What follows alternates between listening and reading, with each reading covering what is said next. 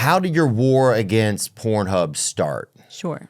I will tell you that story. Okay. So in the context of years in the fight against sex trafficking, so I had been fighting sex trafficking when this began. So this began at the start of 2020.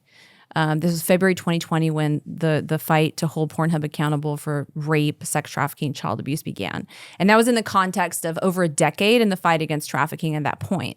And I had been paying attention to the headlines, obviously, when sexual abuse stories, trafficking stories came up. I was paying attention. And one of the stories that came up at late 2019 that really arrested my attention. It was a story of a 15-year-old girl, and she was from Broward County, Florida, and she was missing for an entire year, and she was finally found when her distraught mother was tipped off by a Pornhub user that he recognized her daughter on the site. Wow. And she was found in 58 videos being abused for profit. These are monetized videos. Police, were dispatched, and they actually rescued her out of his apartment. She had been impregnated. They got her out of that situation. But that was a story that had made some headlines, and it was a horrifying story. At the same time, there was an investigation that was released by the Sunday Times, the London Sunday Times, and they had found dozens of illegal videos on Pornhub within minutes, even children as young as 3. So these two particular stories were standing out. There was one other that was really horrifying at the time. It was about an adult, a woman named Nicole Adamando, and she was from New York. And she was being abused by her partner. She was being raped and tortured. He was filming it, and he was uploading it to Pornhub. And then she ended up killing him in self-defense. But she was sentenced to life in prison, separated from her 2 young children. And thankfully, she had an amazing legal team, and they fought that, and they got it reduced to 7 years, and she's finally out today. Wow. But it was just a heartbreaking story. And so at the time, I was really actually discouraged in my fight against trafficking. I had been doing it for a long time. I felt like we weren't making very much progress, but, it's not something that I can quit because I'm dedicated to this. But I was up late one night in early 2020. I think it was, January 31st, 2020. And I was consoling my own crying baby at that time because he was born. He had a birth complication. He was a very mad baby. What do you mean? Oh, crying baby. Yeah, crying baby. Okay. Yeah, he was up. I was up at all hours of the night. I thought you said crime baby. I was like, oh, what is a crying baby? No, crying baby. Okay. Yeah, and so I was up late consoling him and thinking about that story of the 15-year-old girl. And suddenly, an idea came to mind. I just said, you know what? How are they vetting these videos? How is this abuse ending up on Pornhub?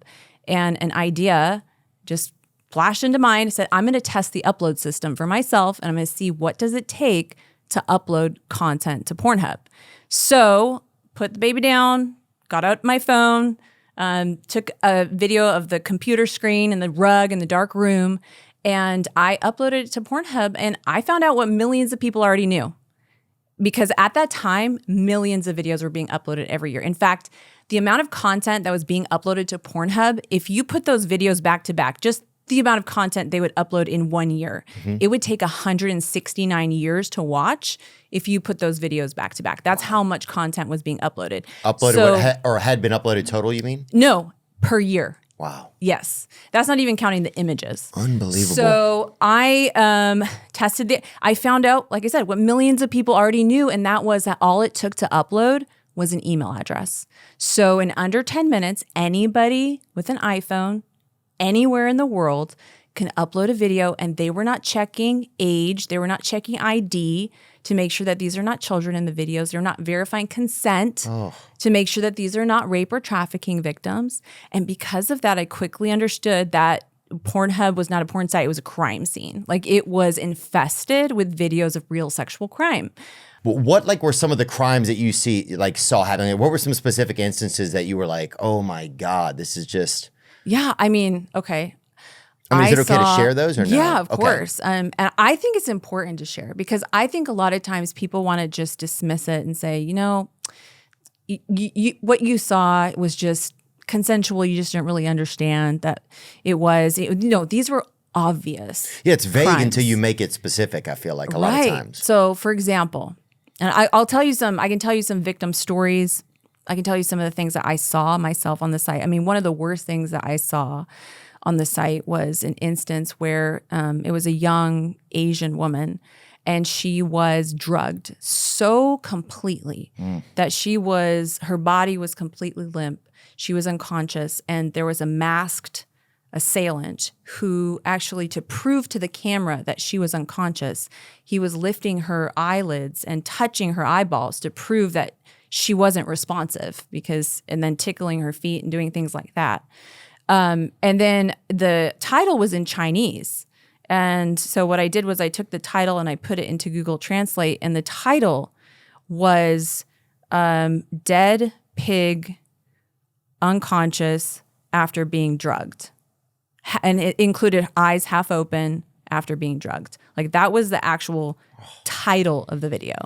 And then, of course, because there's the algorithm, right? They have set up the algorithm to make sure if you see one video like that, they're going to assume that you like that content. So then they're going to take you on a crazy rabbit hole. I call it just hellhole of rape. Like, that's what it was. And then you go and they'll show you more and more of the same kind of thing, And so then the people would upload them and then make money off of advertising on them somehow, or who Yes. Yeah. So the ones that were making money off of this content, because this is free porn, right? Right.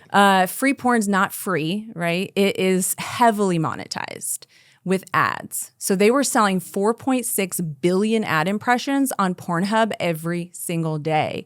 So they were heavily monetizing this content. Now, the people who were uploading were doing it mostly for free. Like 80% of people who are uploading were just doing it for social currency, like likes and clicks and comments and shares and all of that. The reason why people upload to social media. Right. Some of them were doing pay to download content where they could actually do profit sharing with Pornhub. That was happening as well. But most of the money made from free porn is actually made by the corporation running the site, right? Okay.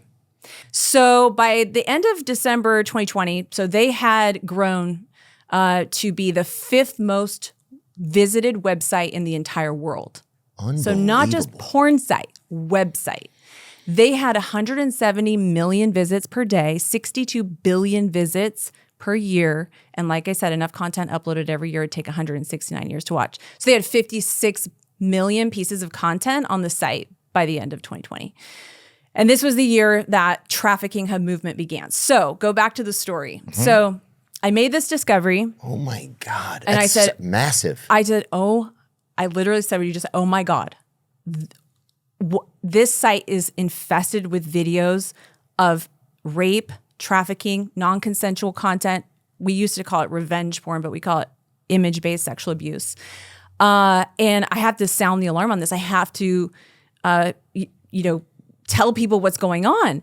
And so I did, the only thing that I could do at the time was I took to it was Twitter, right? At the time, Twitter.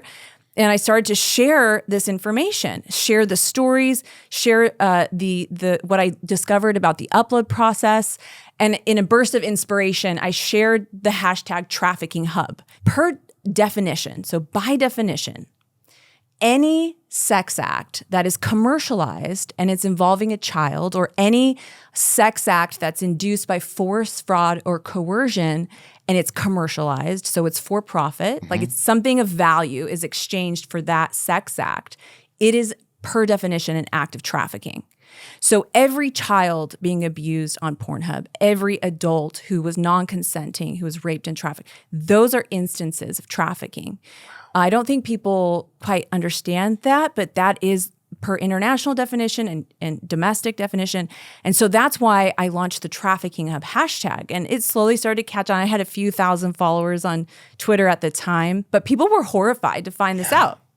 Oh, yeah. Well, I think when you hear trafficking, you kind of think I picture literally like a train, like people commandeered from other countries, or, I guess younger people that have commandeered and kidnapped in like a train car going across the country in the night or something. Like, I think of it as a more, or like people like being smuggled across the border, or, I don't think of it as, I guess the average person doesn't think of it in such a common kind of, I don't know if it's common is the word.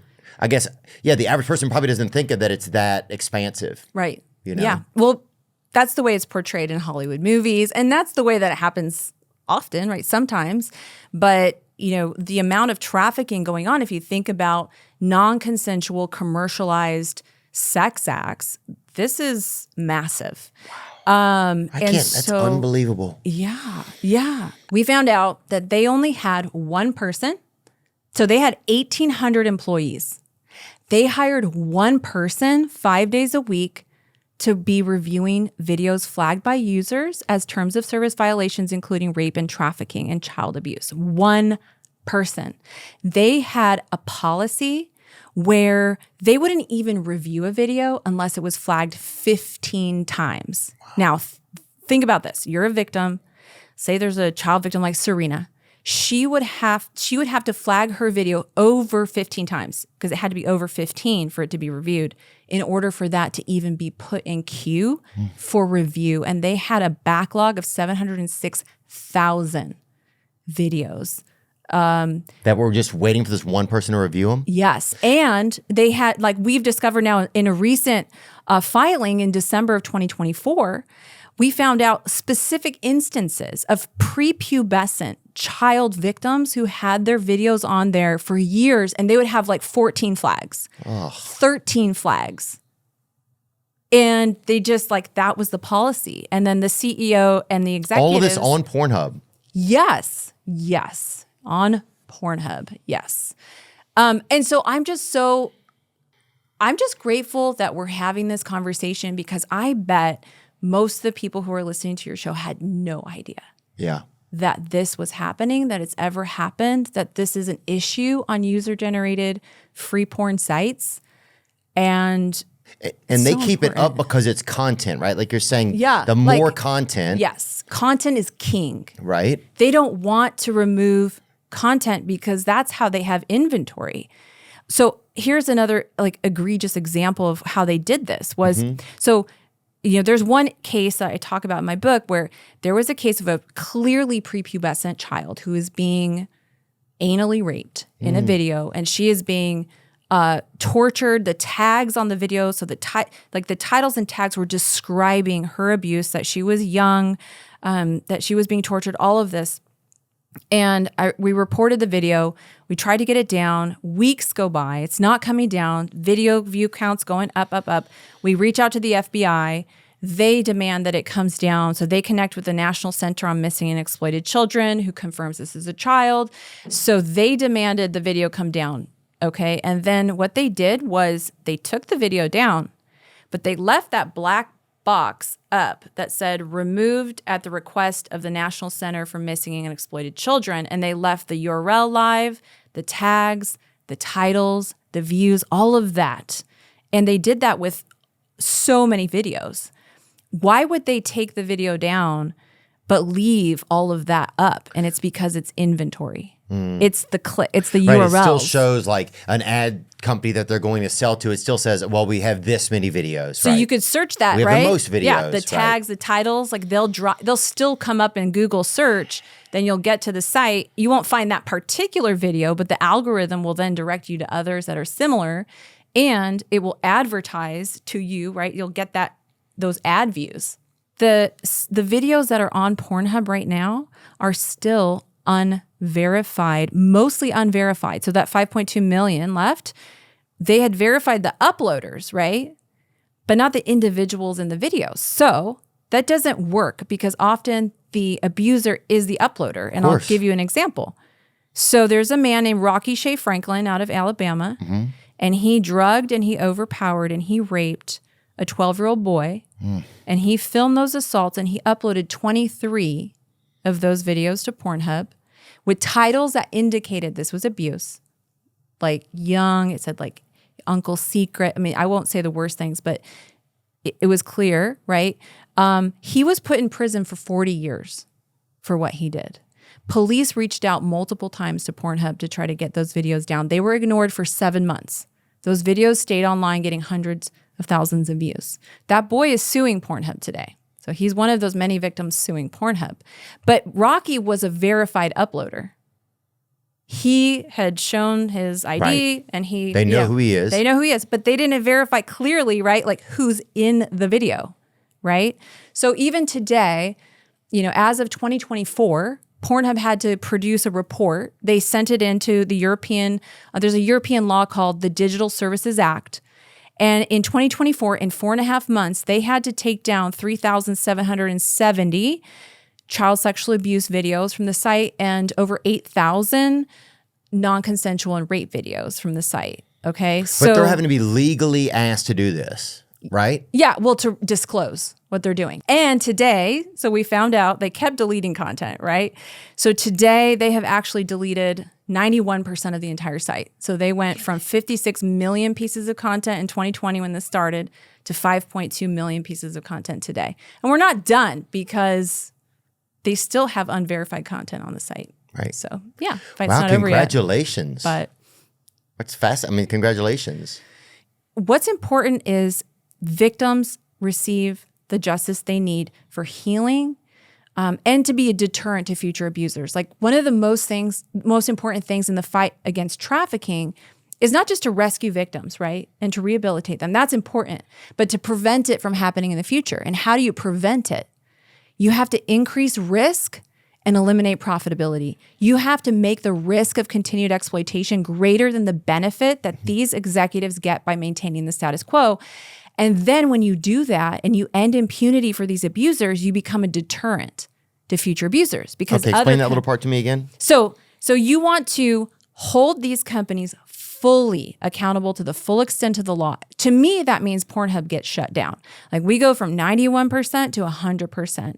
They do not exist anymore because they have been destroying the lives of countless victims since 2007 when they came online. Yeah. And when that happens, other websites owned by other executives will say, we don't want to end up in that position. Right, it's not so worth let's it. just clean ourselves up because we can make a lot of money on legal content. Right. We don't have to monetize illegal content. We can do this in a way where we're not distributing sexual crime. And they'll do that because they want to avoid losing the credit card companies. They want to avoid litigation. They want to avoid criminal Just prosecution. greed at a certain point is some type of It's obviously risk. sick. It's risk benefit, right? But a sickness too, to Yeah. think that you would be able to know that that's happening, right? Right. And keep going.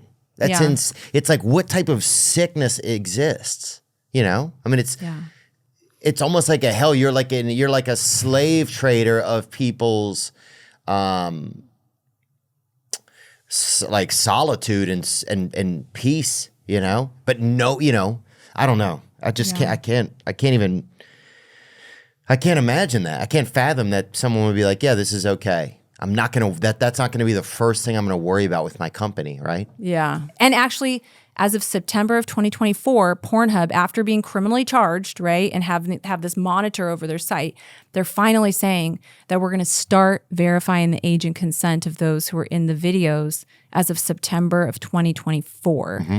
However, they still have millions of videos that were uploaded prior to that time that they don't know. That they don't know.